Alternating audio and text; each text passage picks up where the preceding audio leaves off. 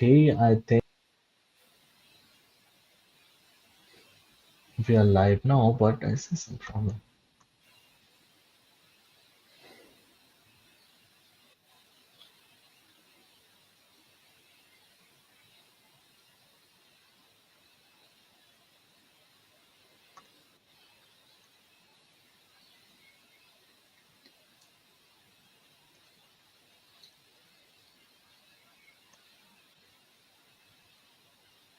Okay, I think we are good with both audio and video.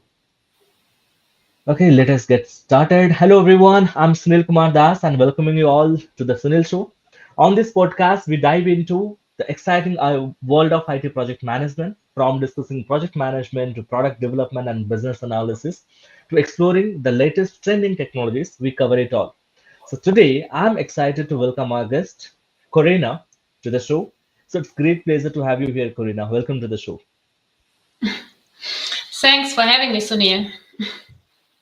Sounds great. So, Corina, before we dive into our topic, could you share something about yourself, your expertise, and bit about your background to our audience?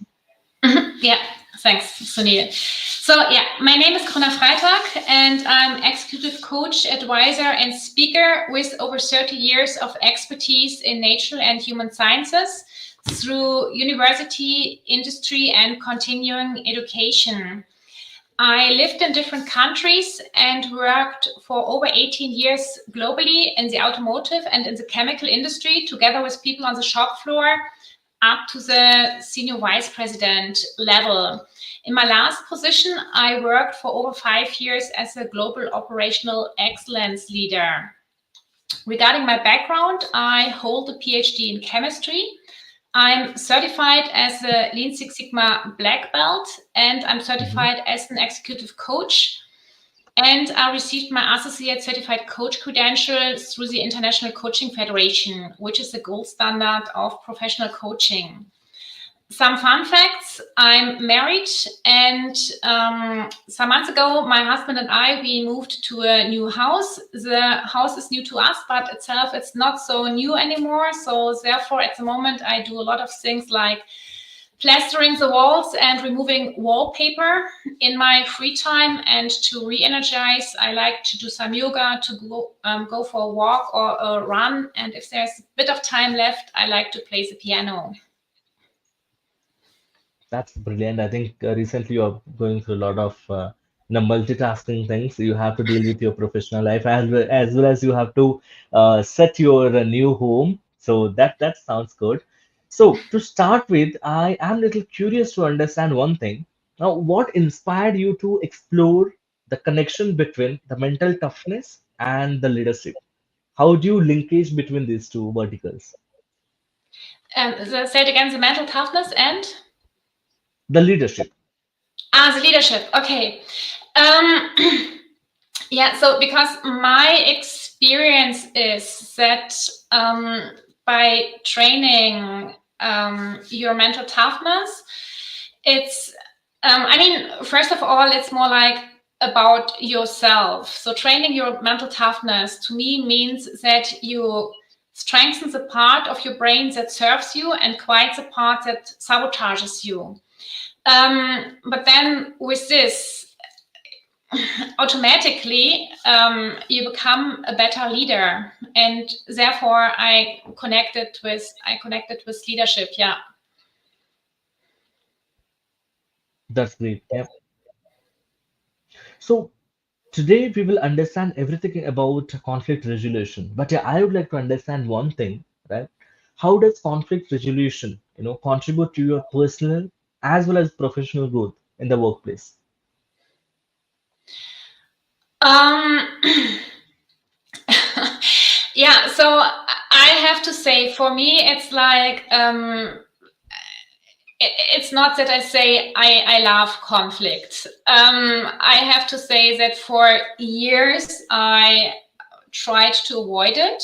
So I'm not this person who says like, yeah, conflict. But after some time, I realized that if I go into the conflict, so yeah, the conflict might not feel good, but afterwards it's better. And so therefore I realized how important it is. And so with this, I became better and better in it, like to solve conflict.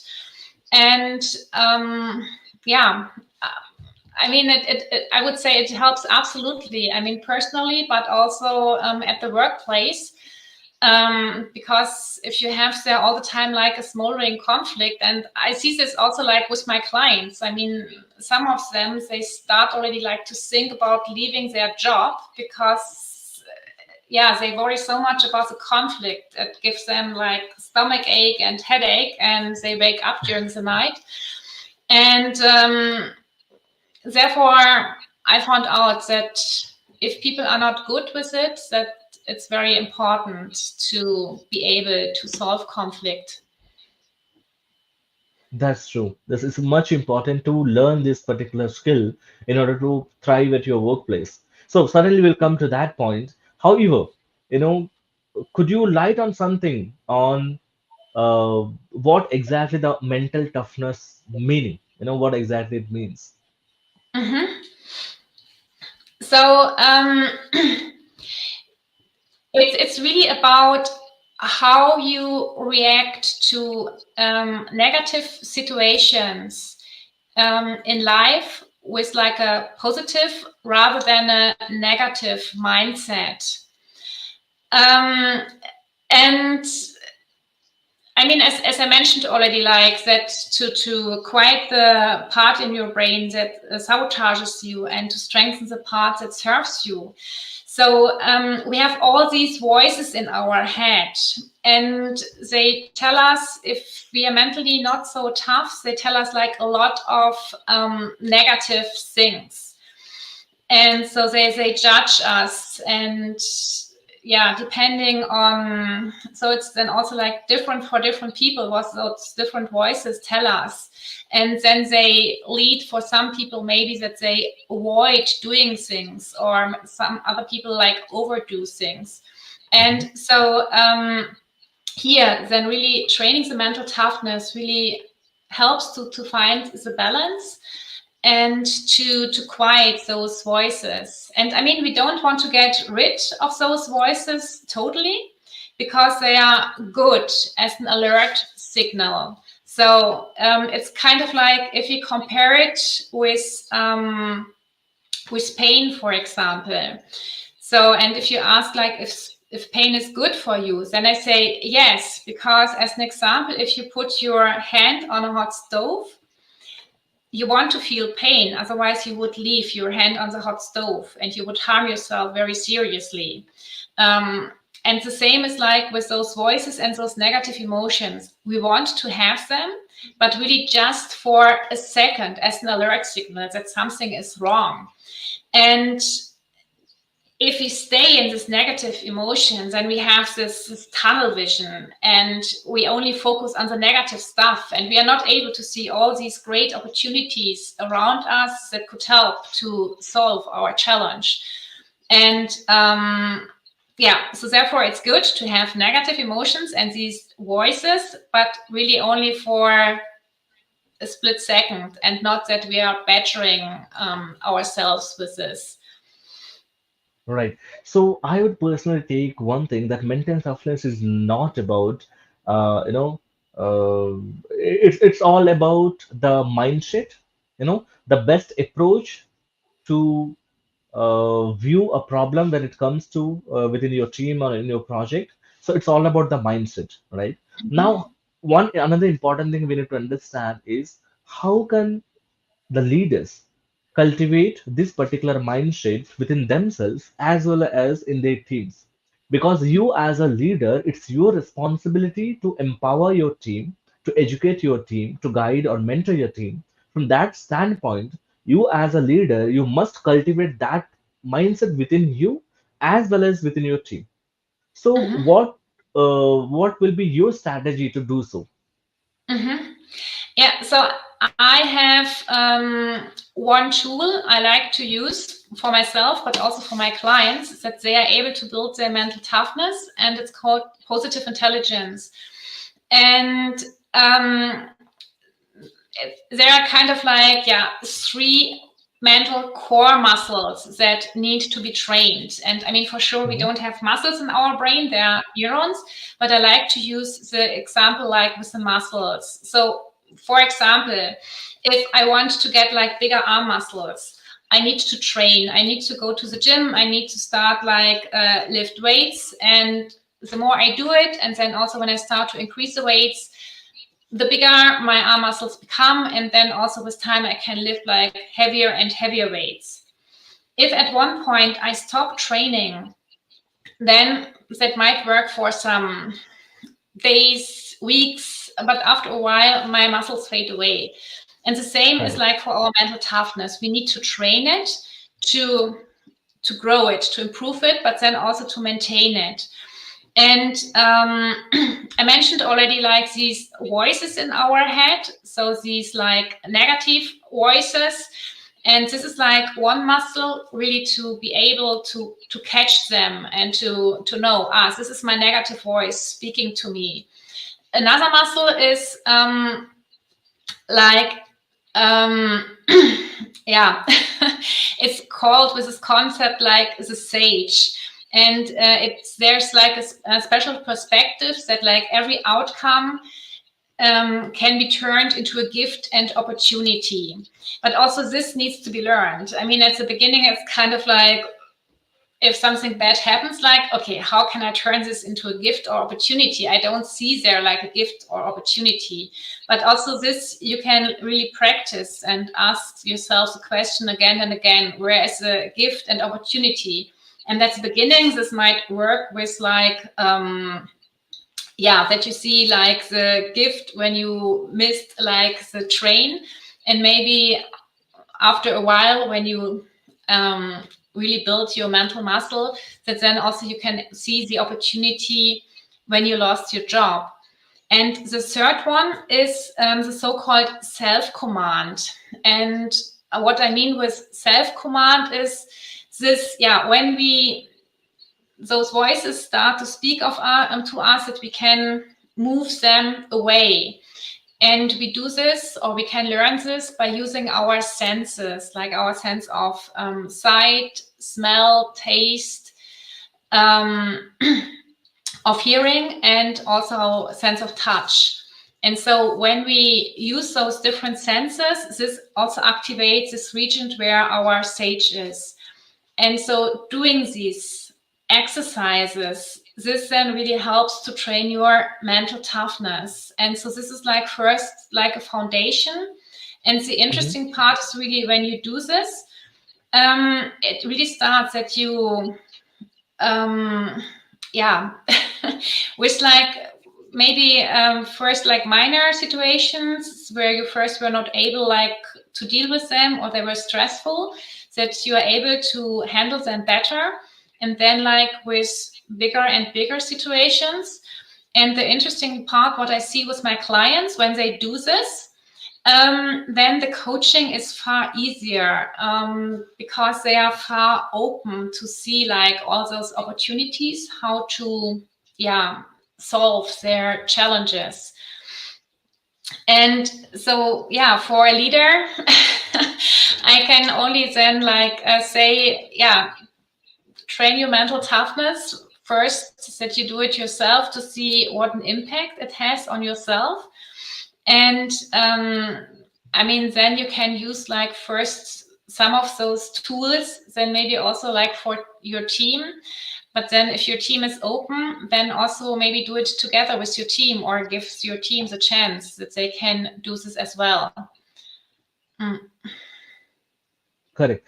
So when we are learning this process, or when we are, being on this journey, now what are the different tools or techniques or trainings, people can take in order to build the mental toughness? So do you have certain tips or guidelines that they can follow in order to start building right away? Mhm. Um, yeah, a good thing is really when you start to use your senses, and which can be things like, so as you just drink. So really that you feel the liquid in your mouth, for example, or for example, that you rub the fingertips of both hands very gently at each other and that you feel how it feels, or that you listen to the ambient sounds, or just like that you breathe deeply. And it would be good to do this something about 15 minutes per day. And you can do Mhm. it as a chunk, but also you can contribute it like in 5 times 3 minutes, 3 times 5 minutes, or 15 minutes, 1 minute, you get it. So, and this then really, so 15 minutes is like the minimum that you build up this self-command muscle. And I mean, you can do it also with things you're doing already anyway. For example, if you go for a walk, that then you really concentrate on your environment. Or if you go to the washroom and afterwards you wash your hands, that you really feel the water on your hands. And so these are little things, I would say, where you can start to practice it. And I mean, I said, yeah, 15 minutes. This is like the amount you need to build your muscles. But when you start with something new, you learn a new habit. So therefore, I would suggest start small and just like maybe try 3 times 10 seconds. And then when this works, then maybe the next time 3 times 20 seconds and so on. And then to see what happens. Mm. That's great. Yeah. So the first thing I would say, you start doing it, start practicing it, and one thing, um, you meditation, certainly yoga and meditation will help you realizing your inner potential. And first important thing is calm your mind, and it will help you to stop thinking about unnecessary, or to avoid distractions and focus on the problem. When you start focusing on the problem and think of the solutions, certainly you will be able to be a gatekeeper to avoid the distractions and focus on the solutions, right? And slowly you can go ahead and practicing these trainings or the techniques and to build your muscles, and you know be a leader who has this particular skill set, right? And yeah, to moving with this one, there's something called emotional intelligence, so could you light on something about emotional intelligence, and then we'll discuss about the connection between emotional intelligence in place of conflict resolution. So before that, so what exactly emotional intelligence is all about according to you? Mhm. To me, emotional intelligence is really to, yeah, to understand other people and to have like this empathy. And I mean, there are some people who really love facts and data. And I mean, I have to say I'm guilty of that as well. I also love facts and data. And sometimes I tend maybe to forget. Like, for example, during the time we worked in industry, we had a meeting and it was kind of like, okay, what are the facts and data of the project? So, but yeah, but it's also important, like to exchange with the other people and to ask them also maybe about private stuff, like how was their weekend? And I think all these things, and then also to be able to read people, like, yeah, if another person maybe behaves, let's say, strange, like kind of like maybe to understand like that something is wrong, and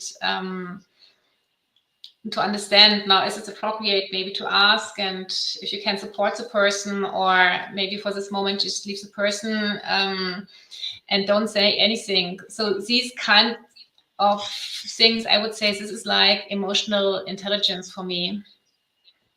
Mhm. So, what role does emotional intelligence play in effectively managing conflicts? Does it mean like understanding the personalities or the behavioral characteristics of the other human who is there, next to you or within your team? So is that something that, or beyond understanding and behaving accordingly? Yeah, I think it plays like a vital role, because if you don't have any emotional intelligence, so I mean, conflict is between people, Mhm. and there is like the difference, like between having like different opinions and having a conflict. I mean, it's okay to have like different opinions, but a conflict is then more around that, yeah, you might have then like a fight, or that there's like a friction. And so if you are able to understand like the position, style, and world of the other party, and for example, what are their aspirations, what makes them feel validated, how they think and communicate, what are their relevant behaviors, how do they make decisions, what is their personal situation, and Correct. so all these things really help to, if there's then already like a conflict, to yeah, solve the conflict, or at the first place that it will not create it at all. So therefore, I say emotional intelligence is like yeah, plays a vital role in this. Correct. See, in every situation, being a leader, when we are building a team, often we discuss about fostering open communication or fostering a culture where open communications are appreciated, right? So in that step, first, being a leader, we need to cultivate that mindset within ourselves. So what's your suggestion? What's your guidance, that how can leaders create a culture that encourages open communication within the team? Yeah, yeah. I mean, I would say the most important thing is really what you mentioned already, is that first I have to do it myself as a leader. So I have to be the role model, and then also like to be, usually my experience is that it's really good, and it helps also like to be vulnerable, like to, if a failure happens, that you admit that you did a failure, and so and speak about things openly. So if you do Mhm. those things, then I think your team sees like, ah, yeah. So that they also can speak open, and that they also can admit failure. And I mean, then if they speak open and if they admit failure, then really listen to the people and also ask open ended questions. And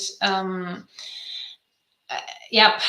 And so, I mean, if then, for example, if someone admits a failure happens, and then you tell how terrible this is and how could this happen, then I think this was the first and last time that this person admitted the failure. So therefore, then really also support the person, and um, and to look like, for example, together then for like a solution. Mm. That's great. Yeah. So it's all about understanding and accepting the things. So it's very common that people commit mistake. So we shouldn't be aggressive in terms of resolving the conflict. We must go from the path of empathy, right? First, acknowledge that what happened, and that's when we'll be able to understand what consequences we may have to face and focus on the solution. It's all about focusing on the solution eventually, right? That's great. So another one I need to understand is we have conflicts may arise from various or the diverse perspective, this first, or because of difference in the cultural awareness, So if something happens from both of these angles, so how do you approach conflicts which involves diverse perspective as well as or cultural differences? Mm. I think here it's also important really to understand the position, style, and world of the other party, especially if there are cultural differences. And I mean, cultural differences can be because people come from different countries, but it also can be because, yeah, they just joined a company coming from another company, and Correct. things were done totally different at the other company. So therefore, I think also here it's important really to, yeah, again, coming back actually what I mentioned already regarding and what you also said regarding the emotional intelligence, really to understand the other person. But also what I see with my clients, it's also important if you understand yourself and your own position, and also to understand what you want to achieve, and also kind of like to set smart goals. And smart Correct. goals, I mean, it's like specific, measurable, achievable, realistic or relevant, and time bound. And for me, the realistic or the relevant is like also very important. So for example, I had a client and she had like a conflict with like a coworker of her. And her first goal was kind of like, yeah, she really wants to go along with her, like that they work together in a good way, but also kind of like that they become friends. And where it was kind of like that I said, like becoming friends might be too much, and so it's not like realistic, and also like for the workplace not relevant. So, but then if you really understand the other persons and also understand yourself, I think this really helps, like with those cultural differences, and also being curious mm, and open. Correct. Yeah. See, we always discuss one thing about, active listening. So, do you think active listening plays very important role in conflict resolution? If yes, how? Yes, absolutely. And I found it really very interesting. I mean, maybe first, so with active listening, if you listen actively to another person, this really helps to understand the other person, and also to show the other person that you are interested and that you are curious what the other person says, and that it's not all about you. So therefore, I think to listen to the other person actively is like very important. And what I found out with my research is that those people who are having these skills and who listen actively, they Mhm. usually, they don't really have conflict, or when they have conflict, it's only like minor. But those people who have difficulties to listen actively, that usually those people really have like those conflict situations. Mm. So certainly, once you listen the problem carefully, it's and realize what exactly it is, it's halfway done, and rest of the things you need to just work on the identifying the solution. Yeah, that's good one. So now again, we have conflicts due to different perspective, as we discussed, and also because of cultural differences. The third vertical, what I think of is the imbalance of the power, right? Somebody has, in terms of power, somebody has higher role, and because of the conflict opinions, it happens. So, what's your thought? How does kind of handle conflicts where there is a power imbalance between both the parties or within the team members, from where the opinions are coming in?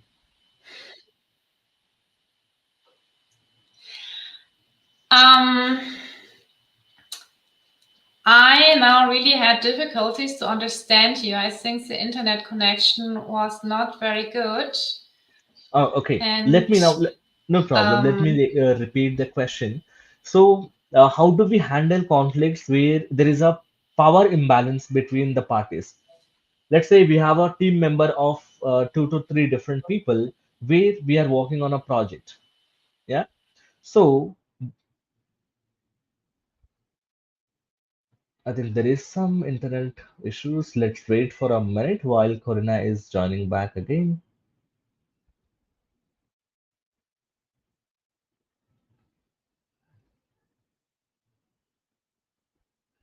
I still have, okay, is it? So I heard that you said something, but I really could not understand it. No And problem. Yeah, let me record. now it's good again. So can you repeat what you said since Yeah, sure, I stopped sure. talking? Mm. Let me repeat that one.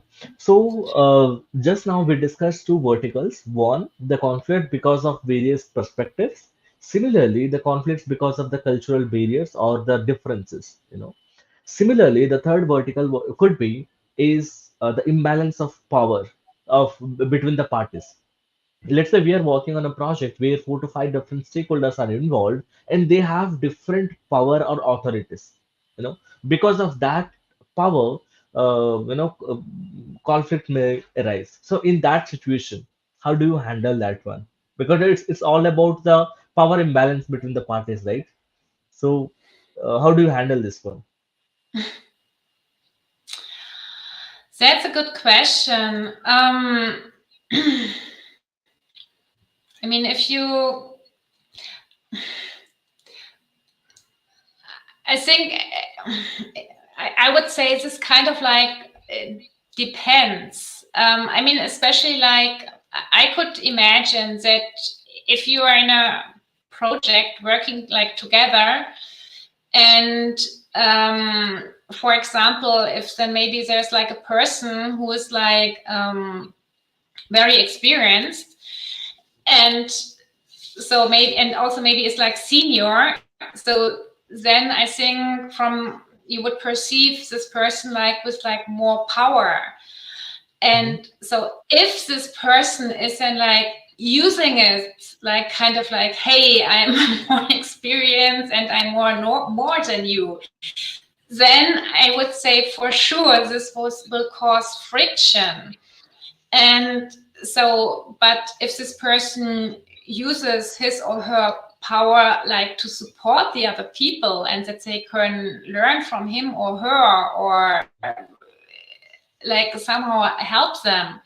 So I think then it's perceived as something positive.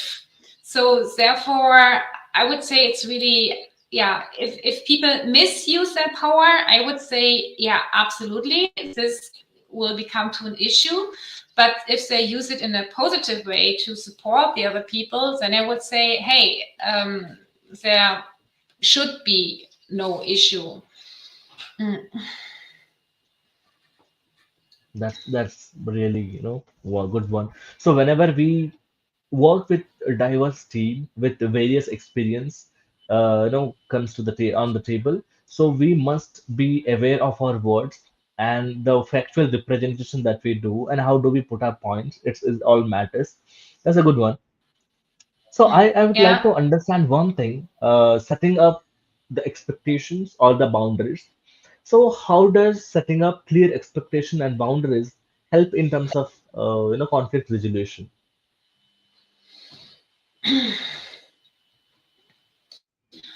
Um, I mean, if you have clear expectations and boundaries, I would say, I mean, I guess probably it can.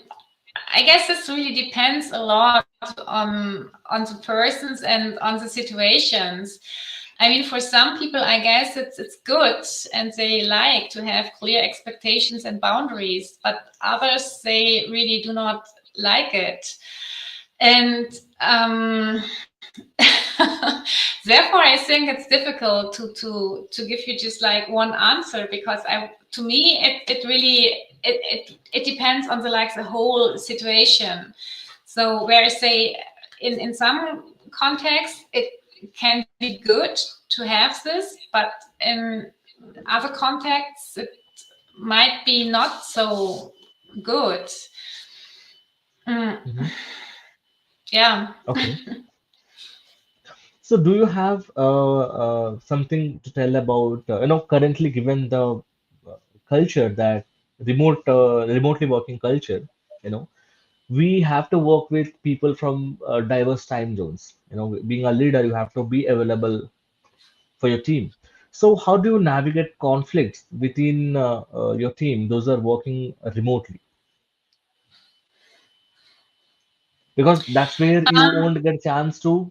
be in person or schedule a meeting in person. So things, everything you have to manage virtually. So how do you manage that one? Yeah, yeah. Yeah, so I have to say that, I mean, during the last years that I worked in the automotive and in the chemical industry, so for I'm just calculating. So, but I think it was like for almost 10 years that I really had worked in such a setting, that I worked like on global teams, and like people were like all over the world. And my manager was sitting usually in the US. Mm, and um, I mean, I have to say, so I'm an introvert person. So for me, this works quite well because I don't need all the time like other people around me. But I think for extrovert people, this sometimes can be like a bit tricky. But so what I or my experience is like what helps is then at least that you really meet regularly virtually, and that you really have Mhm. like this one-to-one meetings like manager with like the person from the team, and like to discuss, and not only like to discuss the status of the work, also to speak about like private stuff, because this really helps to build a relationship. um, but then also really have regular team meetings that then also with this the whole team can exchange, and also like really to ask people if they like that they also meet like virtually with other team members, like for example one to one, just like to exchange, and also maybe just meet for like a coffee chat. So Mhm. doing things like that. And then also during team meetings, like not only really discuss like the work stuff, also like if you build in like icebreakers, where for example at the beginning you discuss like, okay, what is your, I don't know, um, favorite food, or where do you like to go for vacation, and things like that. So really also to help to build the relationship. Mm. That's great. Yeah, that's true. So, those who are there at the beginning of their career and would like to come to the leadership position, those who are working on the path, so what are the 5 tips you would like to give them, and what sort of soft skills you would recommend to work on? So, what are the 5 top soft skills you would recommend for the entry-level career people to work on? The 5 top soft skills. Um, that's a good question. um, so I mean, to me, it's really, my experience is that like working on my mental toughness, or also I see it with my clients when they work on their mental toughness, that then they also really become better with working with other people. So therefore, I think for me this is like a very important soft skill, but also like the things that we mentioned regarding emotional intelligence, or also like active listening. So I think these are also important things. Um, with this, there are 2 more missing, right? I So think I would certainly we need can add communication skills to this one, and to. yeah. So communication I would put in the first place. So followed by active listening, as you mentioned, then working on emotional intelligence. Mm, Yes, and to understand the problem. So certainly collaborative or the negotiation skills along with the conflict resolution also. Yeah, that's great. So now we have discussed about conflict resolution and the mental toughness and how it will certainly help to become a better leader. Now time to move ahead with something different to understand. and to understand our speaker in a better way.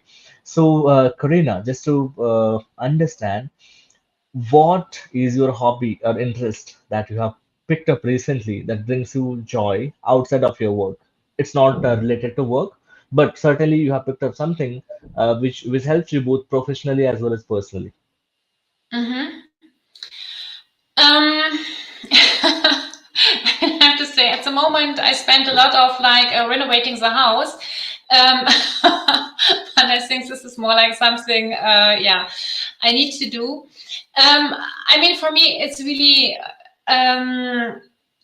it helps me like to re-energize, like when I'm outside and also when I somehow move. So, for example, if I go like for a walk or to go for a run, and so actually the area where we moved, it's like a very little village, and we live very close to forest. So it's just like 30 seconds and I'm in the forest. So now what I really like to do for, yeah, lunch, for example, is that I just go like for 15 minutes out for a walk. And so during these 15 minutes, 14 minutes, I'm in the forest, and this really helps me to re-energize. I mean, I would not call this like a hobby, but this is really something that helps me to re-energize. And I mean, regarding interests and hobbies, so I'm really passionate about like to understand the human behavior, and therefore I have to say kind of like I made my hobby and my interest like to my work, that I started now to work as a coach and advisor, where yeah, all this information, it's I really like to learn about this stuff, and it does not feel like work. But then also it helps me now with my business and with my coaching and so on. That sounds great. So, do you have a favorite quote or motto that inspires you in your daily life? A favorite? Say it again, please. Quotation or a motto? Ah, quotation. Oh, um, it's yeah. I love the sentence. It's something like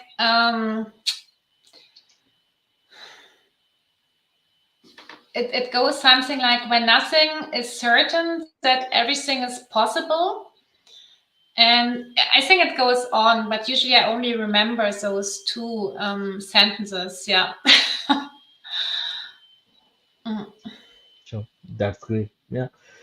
So, okay, we have discussed more about mental toughness, how it is important to thrive at your workplace, and how to become a better leader. Being a leader, if you are learning mental toughness, how to deal with problems, and you're changing your mindset and perspective towards looking into a problem, certainly you'll become a great leader. And thanks, Corina, for your time. We discussed a very insightful, and it was a fruitful discussion.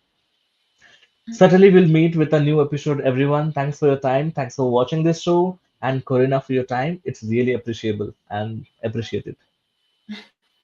Thanks for having me, Sunil.